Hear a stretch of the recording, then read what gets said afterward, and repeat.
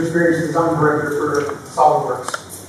I've been with SolidWorks since 2008, and so therefore I've had overall responsibility for the user interface of SolidWorks for release since 2009, since SolidWorks 2009.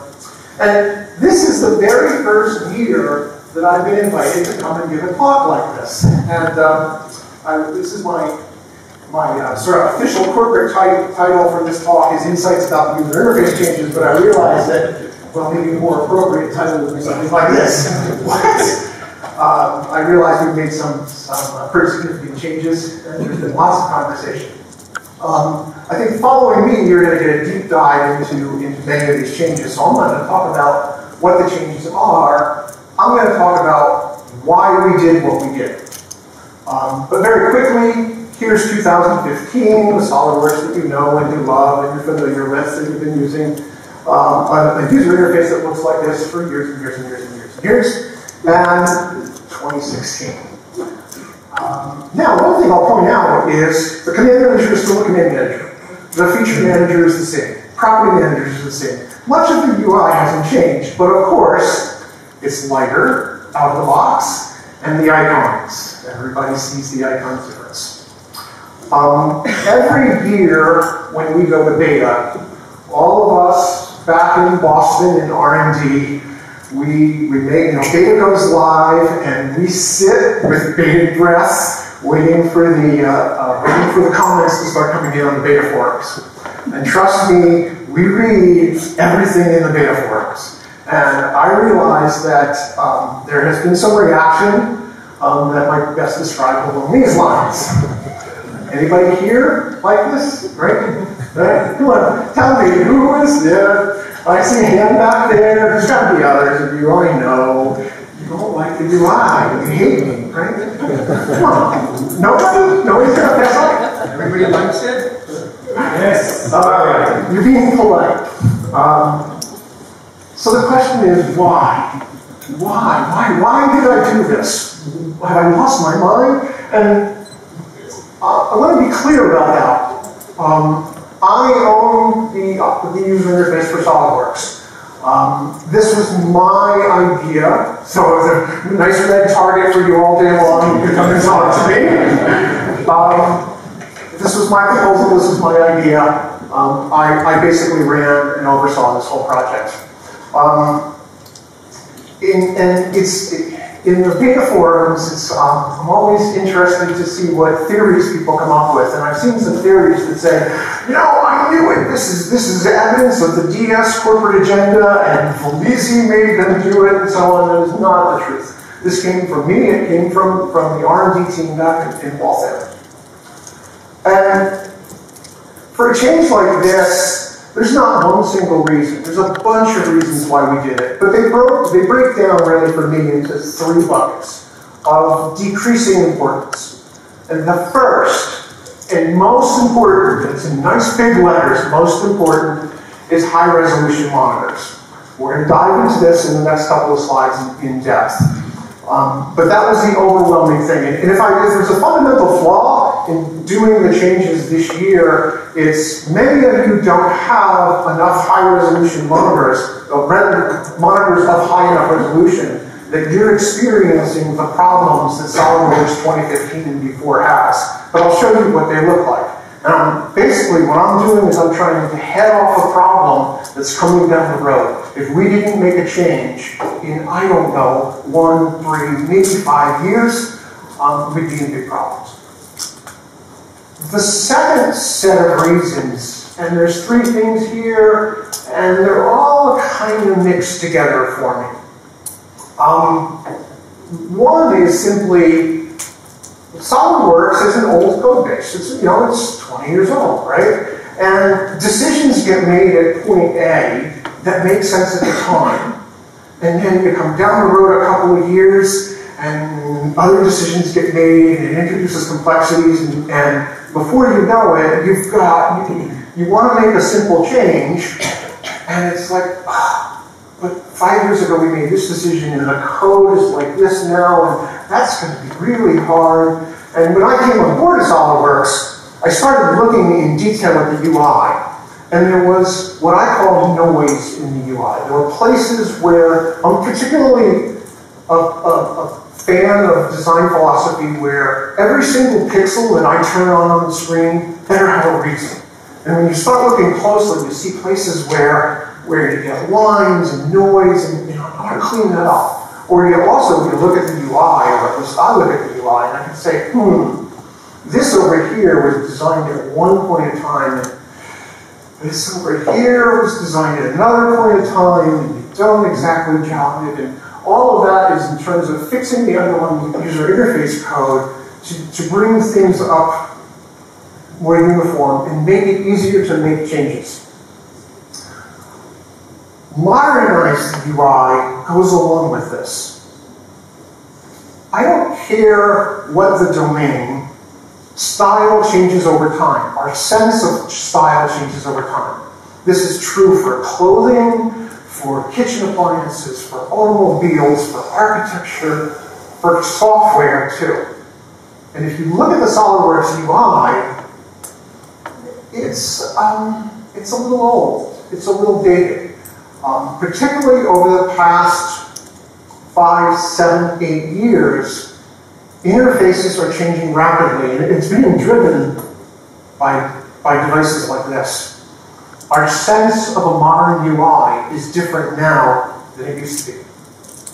And I wanted to bring up SolidWorks. One of the things I'm very aware of is I need to pay as much attention to people who have been using SolidWorks for 5 or 10 or 15 years, and some of you may be in that category, as I do of the people who are going to be using SolidWorks in the next 1 year, 5 years, 10 years. People who are going through schools today and are in secondary or college schools today, and their sense of user interface is very different from the sense of user interface of people like me who have bald heads and been around for a while.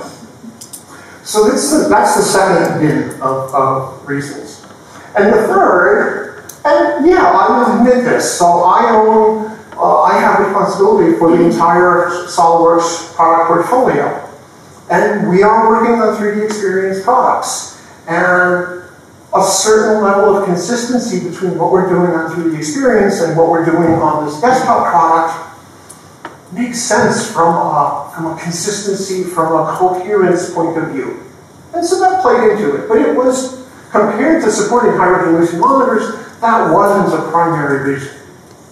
Also, I want to talk about the address colorblind issues, because some people in the forums have grappled onto that. I had the writers put a line in the What's New document that mentioned that, and some people grabbed it and said, no, we take away all the color and we're going to make everyone suffer because of colorblind people. No, that's not the case. Yes, I wanted the icons to be better for people who are colorblind, because the icons from 2015 and before, those were horrible for people who are colorblind. I had one colorblind user about 2 years ago. I asked him to describe the SolidWorks icons, what they looked like to him. And his comment was, well, they're sort of puke brown. In other words, the color of vomit. And the problem really is that choice of green and yellow. They are, for many colorblind users, those are indistinguishable. So where you see like a fillet and you see the different color on the fillet, on the icon, they don't see that. So it's all about shape. So I wanted to move away from that. This slide is the best single slide I could come up with to illustrate the problem with high resolution monitors. It wasn't all that long ago when all of us were running our monitors down in this corner. 800 by 600, 1024 by 768, right? When SolidWorks was designed, that's even lower than that, VGA resolution, right? Who's running 800 by 600 today? Nobody, right? You are? Maybe we can upgrade here. For a long time, 1280 by 1024 was the sweet spot of resolutions, and we can see in the performance logs, we can look at resolutions that are coming back in our performance logs, and that was the sweet spot, 2010 or so. But now we see resolutions growing and growing and growing, right? Widescreens come in, prices of monitors have dropped, and we're starting to see, we've gone from 2K, 1920 by 1080 to 4K, right? And we're starting in the US, you can get a 4K monitor now between $400 and $500 in US dollars. And that price is going to drop. And we're starting to hear from the vendors that 5K and 8K and so on like this. This trend is going to just keep increasing. And the problem so much isn't resolution. The problem is pixel density. Because what's happening, if the screens kept growing, just like this screen kept growing, no problem. Everything would be the same size. But when you take a 4K resolution and you put it in the same physical form factor as a 2K resolution, everything is half as big, right? And about a year and a half ago, we started fielding complaints from customers. There was one in particular that said, oh my, it was somebody who was running, Dell has a 15-inch laptop that has a 4K screen in it. Wow, right? I travel with a Surface Pro. That's got like a 1920 by 1080 resolution in a 12-inch laptop. Everything is really teeny, tiny. So Microsoft's solution to that is something called Windows Display Scaling. And we talked to Microsoft, and Microsoft told us in no uncertain terms, you've got to be ready to respond to Windows Display Scaling up to 250 or 300% or even more, because they don't know how far we're going to go on this resolution scale. Well, the problem is SolidWorks was horrible at this, right? And here's a couple of screenshots to illustrate it. This I took on a Dell 24-inch screen. It's a 4K monitor, right? And this is at 100% window scaling. So you can see, I mean, the whole UI is tiny. Not only the SolidWorks part of the UI, but the Windows controls too. You can't use it like this. You can't. It's impossible. Well, it's totally good. You spend forever just trying to get a target. Nice big model, though, right? So here's 150%, and you start to see the problem. Windows, down at the bottom, the Windows taskbar rescaled nicely, but SolidWorks hardly did anything at all. Let's go up even further, 200%. I think on this monitor, 200% is the Windows recommended size, and you start to see the problem even more. Things start to get cut off, like the command manager tabs. And you can see the icons aren't responding at all. We didn't do anything with the width of the feature manager, right? If you slide it back and forth, there's a detemp where it's the natural width. We don't do anything with that. The tabs at the bottom, the three views is getting cut off. We're starting to get cut off over there in search commands. Let's go up to 250 and we can really see the problem, right? This is just horrible. Look at the search field in the upper corner. Look at the tabs.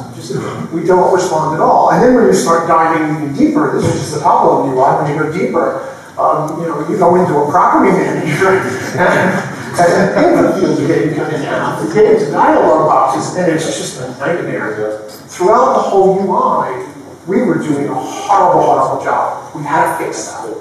And that's what we did in 2016. So here's 2016 at 100%, at 150%. At 200%, notice what's happening. The whole UI is scaling. The icons are scaling, all the fields are scaling. Let's bump it up to 250%, and you can see. We still have a bug down there in the corner, but I'm beating up the developers on that. Let's look at the property manager and the equations dialog box. The whole UI responds to Windows spec scaling. Right? This whole project was about making sure SolidWorks is going to be the best damn CAD package responding to Windows scaling on 4K monitors, 5K monitors, 8K monitors, and I don't know when. Again, I don't know whether it's in a year, or 3 years, or 5 years, but I guarantee you, you're going to see a whole bunch of very high resolution monitors on everybody's desktops. Nobody's going to be running 800 by 600 anymore. right? Or 1024 by 768 or whatever. They're going to be running high-resolution monitors. This is the project. That's why we did it. All right. What about...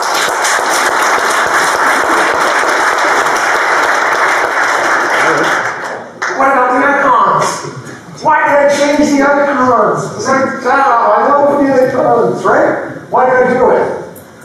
Well, the problem is these icons were last touched, created in 2002, 2003, and they shipped in SolidWorks 2004. Right? If you go back before SolidWorks 2004, the icons are the same, but they're solid color. Right? It's solid, solid yellow and solid green. And in 2002, 2003, they redesigned, they recolorized them really. They didn't redesign them, they recolorized them and made them like have gradients. And they first shipped in 2004. All right, so that's 11 years ago.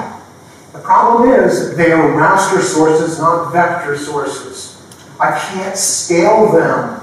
All that scaling you saw, I needed vector sources in order to do that. Well, I could scale these, but you would not like the results, trust me. Right? So I had to do something. And so, an obvious question is, well, why not just redesign these as vectors, right? Well, remember when I talked about modernizing the UI before? I know many of you love these, but not everyone does. And these are quotes that I got from research I did with real customers, right? You get some people who are saying, yeah, SolidWorks does kind of look dated and cartoonish and circus, and crayon, amateurish. And as a designer, yeah, I sort of have to agree with them. I realize you're familiar with them, but let's look towards the future. And what about these icons? Now, many people notice, hey, those are the same icons that they're using in the 3D experience product platforms. And that's where I think the conspiracy theory that, DS made them do it. Guess what? My team designed those icons.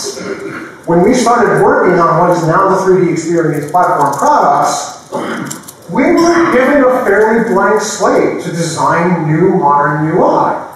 And the icons is one of the things we looked at. And we said, okay, well, one, we know we need vector sources. And this is work that we started in 2009, 2010. We need vector sources. And we want to respond to that modern, professional, trained list. These are some of the words that we used in thinking about the new UI. So those icons didn't come out of DS, Corporate, or Nabízí. They came out of my team.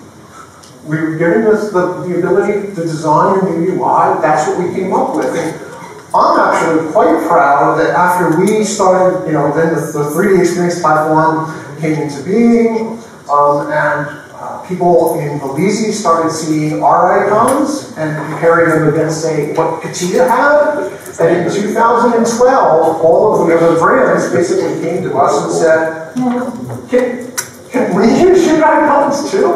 And this is a good thing, I think, too. We now have this one style used by the entire corporation. But it's driven by SolidWorks. And many of the UI things that you see in the 3D Experience platform, my team we spend a lot of time trying to influence the platform and drive the UI platform forward. And the icons are one example. Now I realize feedback runs both ways. Right? There are people who, they just love the old icons, they're used to them, and that's what we're hearing, right? It's like, okay, well, the new icons are sort of uniform, and I kind of like the way they look, but I just wish they still had color. But we do get people on the other end, too, right? This is eliciting exactly the action that we were looking for. Oh, those icons look professional. They're not stressful. They're more pleasing to the eye. Feedback runs both ways. There are some who claim, whoa, we've taken away all color. No, that's not the truth. The red tree of death, as we call it, still exists. Make color count. There will still be color in the UI, and there may be more color in the UI next year, I don't know. But we want to use color where color is important, we want to make it count. And I want to finish on this. If you run, since beta 3, we introduced this. So we are listening. I'm not deaf to all the feedback. And we heard many people complaining about the brightness of the UI. And remember when I said earlier, part of this project was about making SolidWorks easier to change in the future. This is the kind of change that we had in mind all along, and I was hoping to introduce in 2017. When we started in 2016, we didn't think we could do it all, so we had put this on the back burner, but in response to all the comments, we decided, let's go ahead and do it.